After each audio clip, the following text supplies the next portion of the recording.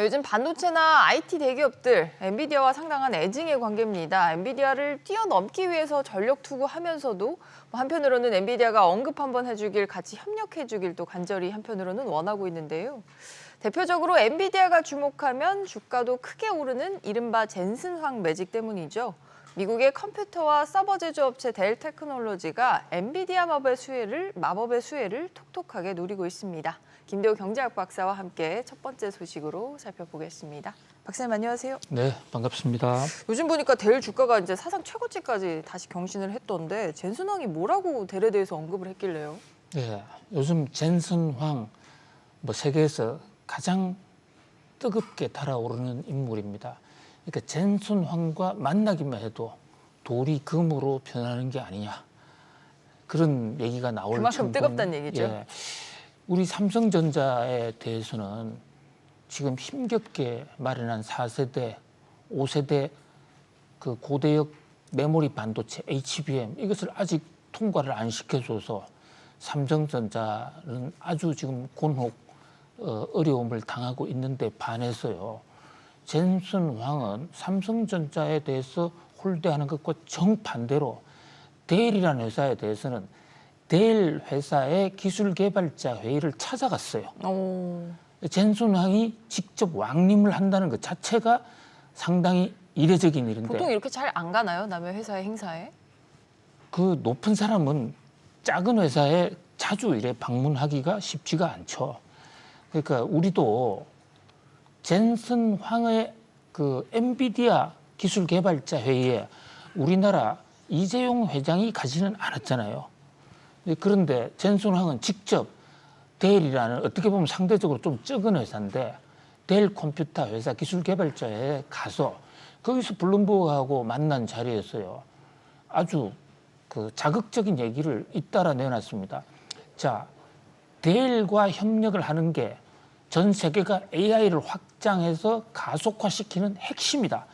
델하고 잘 협력하는 것이 우리 엔비디아로서는 굉장히 중요한 일이다. 이렇게 얘기하는 거 하면, 그다음에 전 세계 각 조직과 각 회사의 AI 시스템을 구축하는 데 있어서는 델이 최고다. 오, 극찬을 해놨네요. 이 얘기는 AI 하려면 델 거 쓰세요, 이런 얘기거든요.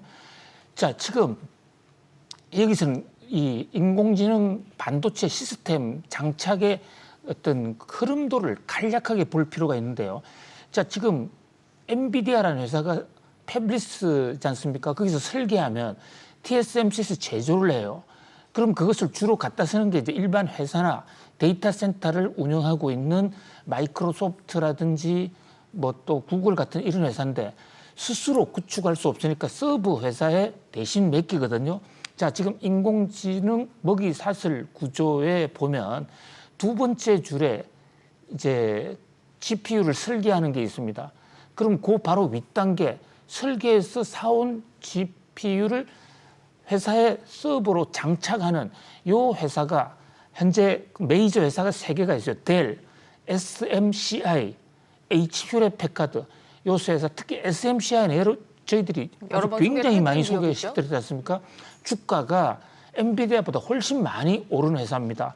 엔비디아의 반도체를 갖다가 서버로 장착하는 회사인데, 그런데 이 젠슨황이 자기 같은 대만계 미국인이 운영하는 게 SMCI거든요. 그 스마콤이라는 회사인데 그 회사에 대해서는 칭찬한 적이 없어요. 근데 델의 회사에서는 델하고, 그러니까 서버 구축을 하면 델하고 하는 것이 최적이다, 최고다. 델을 통해서 엔비디아의 GPU를 사가라, 이런 얘기입니다. 서버 구축하는 회사 지금 보여드린 대로 3곳이나 있는데 왜 델과 특수관계가 있나요? 왜 이렇게까지 칭찬을 하는 거죠? 네, 특수관계가 있습니다. 잘 지적해 주셨는데요. 왜냐하면 이것은 대만 사람이다, 어쨌든 이런 거를 떠났어요. 델의 창업자는 유대인이지만은, 자, 델이라는 회사가 어떤 회사냐면요, 델은 SMCI하고 똑같이 현재 엔비디아의 마이크로소프트나 구글 등 이 데이터 센터를 갖고 있는 회사가 엔비디아의 반도체를 사오면 서버로 장착을 해줘요. 장착을 해주는데 그동안에는 SMCI가 이 부분에 1등이었어요. 근데 최근에 벨이 이 부분에 신규 진출을 했거든요. 그런데 우선 이제 1차적으로 기술이 SMCI보다도 앞선다. 이런 평가를 하나 받았고. 신규 진입을 했는데도. 예.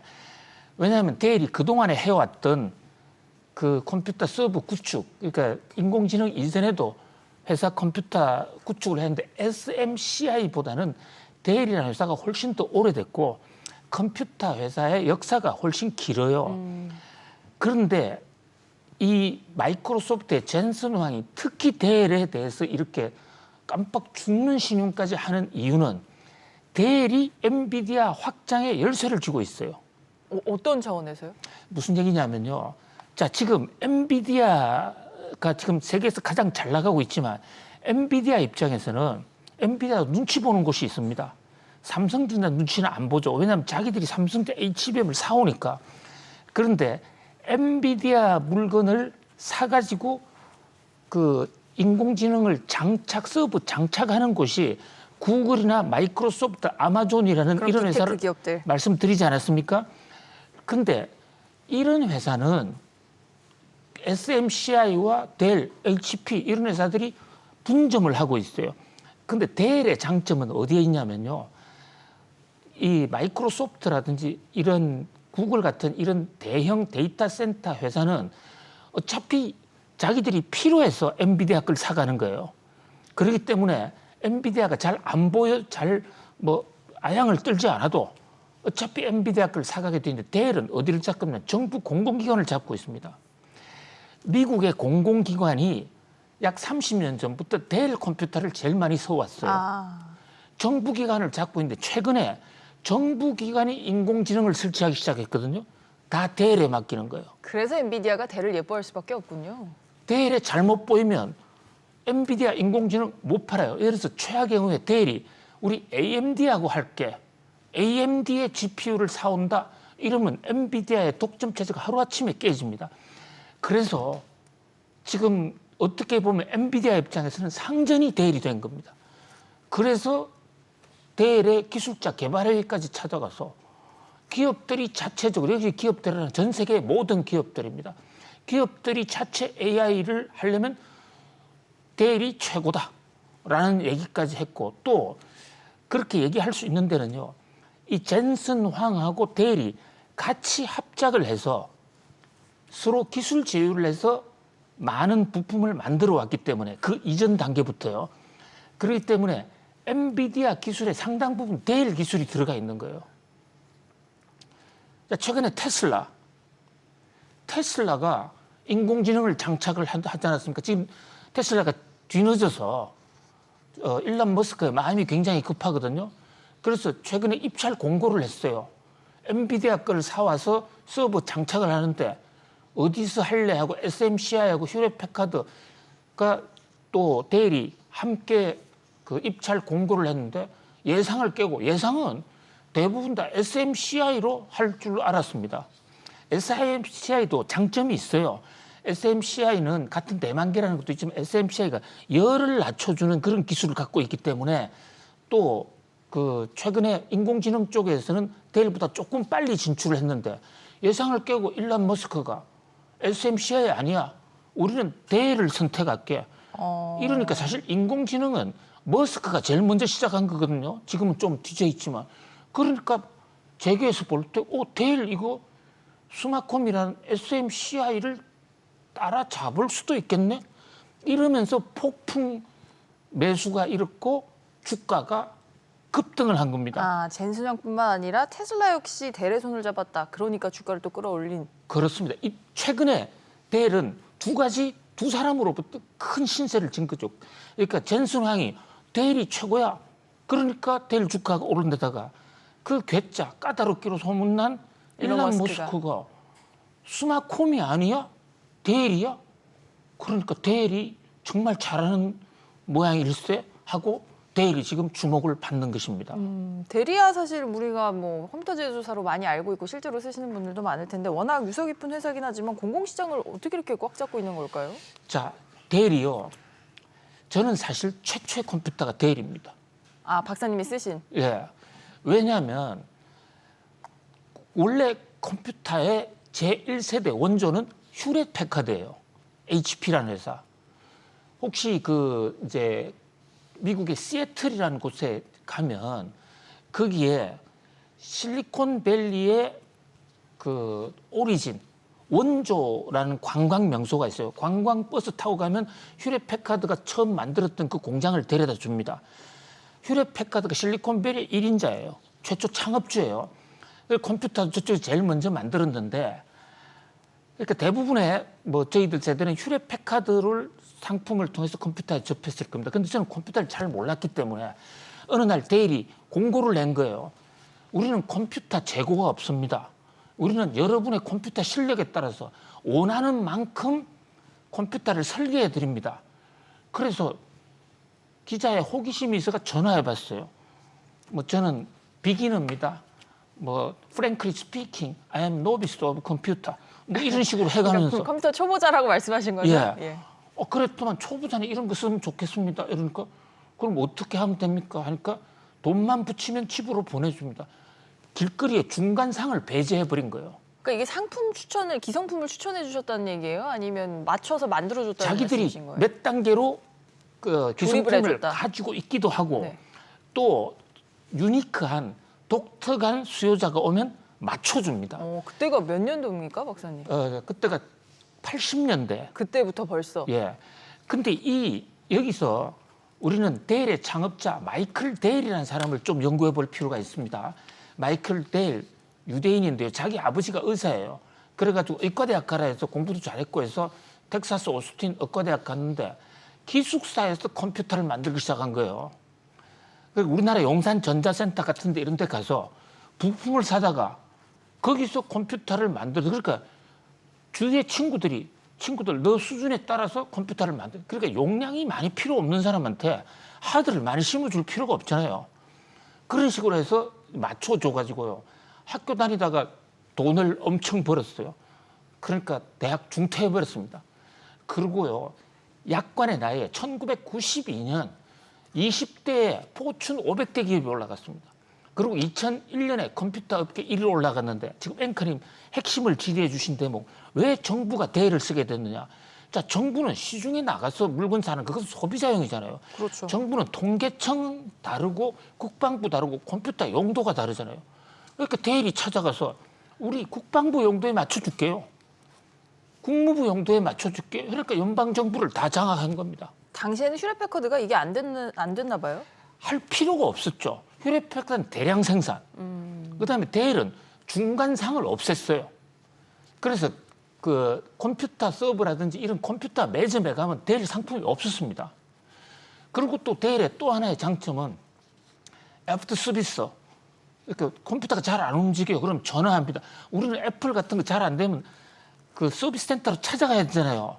가서 줄 서야 되고 예약해야 되잖아요. 아닙니다. 델은 한참 얘기를 듣습니다. 그러면 당신의 문제는 이런 거야. 잠시 기다려줘야 하고 동네에 있는 기술자가 타고 옵니다. 집으로. 그러니까 우리 같은 초보자 입장에서는 굉장히 편리한데 한 가지 애로점은 영어가 제가 서툴러서 말 표현이 잘 안 되는 거예요. 그것 때문에 좀 시행착오는 있었습니다만은 그런 오랜 전통을 해서 기업들도 이제 중소기업들 같은 경우에 델하고 개인적으로 주문형 생산을 많이 했어요. 사실 이번에 엔비디아의 그 GPU를 가지고 서버 설치해 주는 것도 어떤 면에서는 주문형 설치하고 비슷한 거잖아요. 거기에 델이 딱 맞아 떨어진 것이고 엔비디아 입장에서는 연방 정부로 진출하려면 델을 잘 모셔야 되는 겁니다. 그래서 델에 대해서 이렇게 극찬을 했다. 그렇습니다. 이렇게 박사님 말씀해 주시니까 델의 실적이 또 궁금해지는데 또 조만간 나오죠, 이게 실적이? 델 주가도 많이 올랐는데 슈마콘보다는 많이 안 올랐어요. 그런데 지금 델이 30일 날 실적 발표를 합니다. 이번 주네요? 그렇습니다. 그러니까 뉴욕 증시에서는 지금 엔비디아 실적보다도 델 실적을 더 보고 있는 겁니다. 왜냐하면요, 엔비디아보다도 델이 선행지수라고 볼 수 있는 게, 야, 컴퓨터를 장착하려면 엔비디아와 계약을 맺고 서버 계약을 맺어야 되는데 델의 서버 계약이 많다는 것은 앞으로 엔비디아가 더 잘 팔릴 거라는 얘기 아닙니까? 그렇기 때문에 특히 델의 그 이번 실적 발표, 30일 날 실적 발표 세계가 주목하고 있고, 특히 델이 그 2분기, 3분기 실적 가이던스를 더 좋게 발표하면 엔비디아 장세가 더 갈 것이다. 이렇게 볼 수가 있죠. 좀 시티은행이 지금 투자 보고서가 나왔는데요. 지금 목표 주가를 170달러로 잡았는데 이렇다면 약 20%가 더 올라간다. 이런 물론 뭐 투자 보고서 전망이지만요. 하나는 네. 단순한 전망에 불과합니다만은 특히 2026년까지 주당 수익률이 2.5달러로 올라갈 때 이 수익성이 계속 올라간다 이런 얘기거든요. 그렇다면 슈만큼 주가 그동안 올라간 것을 생각했을 때 주가가 더 올라갈 수도 있다. 올라간다고 단정을 할 수는 없어요. 이제 실적도 봐야 되고 또 대래 현재 최근에 그 지금 서버 장착을 시작했기 때문에 서버 장착한 데서 뭐 리콜이 들어온다든지 또 반대로 뭐 잘 됐다든지 이런 평가를 이제 좀 기다려 봐야 되겠죠. 그러나 어쨌든 대리 주목을 받는 그런 시대다. 이것만은 분명한 것으로 보입니다. 이번 주 나올 대래 실적 발표가 또 다른 AI 랠리의 어떤 촉매제가 될 수 있으니까요. 엔비디아뿐만 아니라 대래 실적 선행 지표로 살펴보셔야 될 것 같습니다. 네, 데일리 이야기 여기까지 하고요. 국내로 돌아와서 SK와 삼성 소식도 준비를 했습니다. 세계의 이혼이라고 불리는 최태원 SK그룹 회장과 노소영 아트센터 나비관장의 이혼 항소심이 내일 모레 오는 30일에 선고됩니다. 이재용 삼성전자 회장은 부당합병 회계부정 혐의 사건 항소심을 한편으로는 이어가고 있는데요. 재벌과 송사 소식도 살펴보죠. 박사님, 우선 SK 소식인데요. 이 법조계가 특히 주목하는 거 노태우 전 대통령의 비자금 이 부분 아닙니까? 그렇습니다. 자, 60 비자금 자, 매우 오래된 얘기입니다. 당시에 정가를 뒤흔들었고 결국 노태우 대통령 이 비자금 때문에 영어의 몸이 되기까지도 했는데 갑자기 돌아가신 노태우 대통령의 지금 노태우 대통령은 무덤도 제대로 좀 설치를 못하고 있어요. 국립묘지에도 못 들어가고. 근데 노태우 대통령의 비자금이 최태원 노소영 재판에 갑자기 튀어나온 겁니다. 어떤 연관이 있는 거예요? 그러니까 1심 재판부에서요. 최태원 또 노소영 부부의 이혼 판결을 재산 분할 판결을 내면서 최태원 회장의 뭐 재산이 수백조가 되겠죠. 그 엄청난 재산 중에서 600억만 노소영에게 줘라. 이렇게 판단을 내린 겁니다. 그 이유는 특유재산 개념을 들었어요. 노소영과 최태원 부부가 공동으로 만든 재산이 아니고 그 최태원이 아버지로부터 받은 특유재산이기 때문에 분할 대상이 아니다. 이렇게 얘기를 했거든요. 그런데 이제 노소영 여사가 2심 항소심 재판에서는 무슨 소리냐. 내가 결혼할 때 대통령의 비자금, 우리 아버지 비자금을 줬어. 그리고 그 준 영수증도 지금 우리 어머니 김옥수 여사가 가지고 있어. 이런 것을 그 소장에 다 기록을 해놨다는 얘기입니다. 그게 SK그룹을 키웠으니까 내가 더 많이 재산을 분할받아야 된다. 그렇습니다. 이자만 해도 그 당시에 300억 정도를 줬고 또 자기가 결혼 지참금으로 10억까지 와서 남편한테 줬다는 겁니다. 이런 얘기가 어떻게 특유재산이냐. 그로 인해서 불운한 재산한다면 재산 분할에 엄청나게 늘어날 수도 있다. 이런데 과연 이건 법원에서 어떻게 판단을 하느냐에 따라 달려있죠. 뭐 일각에서는 그 비자금뿐만 아니라 허가, SK텔레콤이라든지 이런 허가 받는데도 아버지 대통령의 백이 있었던 거 아니냐. 합리적 의심이 나오죠. 뭐 그런데 그것은 SK에서는 그거 억울하다. 무슨 소리냐. 그것은 노태우 정부 때 특혜받은 거 아니다. 강력히 부인하고 있거든요. 어쨌든 가화만사성이라고 그랬는데 이제 부부가 이렇게 거의 그 벼랑 끝 대치를 하다 보니까 과거에 뭐 이런 얘기까지 다 나오는 참 안타까운 그런 현실입니다. 참 어찌 보면 치부라고 볼 수 있는 아버지의 비자금 의혹까지 증거로 제출했다. 노관장이 그만큼 절박하다라고 보이는 부분인데요. 30일에 어떻게 나올지도 좀 주목을 해보시고요. 이재용 회장은 2심 진행 중인데 이제 검찰이 수천 건 증거 제출하면서 총력 공방을 예고했습니다. 쟁점이 뭘까요? 자, 지금 기업 불법 승계와 관련해서 이재용 부회장의 2심이 시작이 됐는데요. 항소심이 시작이 됐죠. 그런데 이제 1심에서 전부 무죄 판결을 받았는데 이 대목과 관련해서 검찰이 무려 2,000건 이상의 증거를 제출하면서 무슨 무죄는 무슨 무죄냐. 뭐 엄청난 지금 증거 전쟁이네요, 이게. 예, 하고 있는데 이게 핵심이 된 게요. 법원이 왜 1심에서 무죄를 판단했냐면 그 이재용과 최지성 그 미전 실장 등이 혐의가 없다라고 판결하지는 않았습니다. 그러니까 거기서 주가 조작이라든지 회계장부 분식에 관해서 검찰이 제출한 자료가 이른바 독수 독과라고 그래가지고요. 그 형사소송법에 독이 묻은 열매에서 자란 나무는 독이 묻은 그 독나무에서 자란 열매는 독이 있으니까 증거로 채택할 수 없다라는 합법적으로 채택한 채집한 점검한 증거로 채택한다는 그런 형사소송법의 원칙이 있습니다. 그런데 삼성이 당시에 회계 분식을 어디서 잡아냈냐면 삼성바이오 바닥에 나무 판자를 뚫고 그 밑에서 분식 자료를 밝혀냈습니다. 회사 바닥을 뚫었더니 증거가 예. 있더라.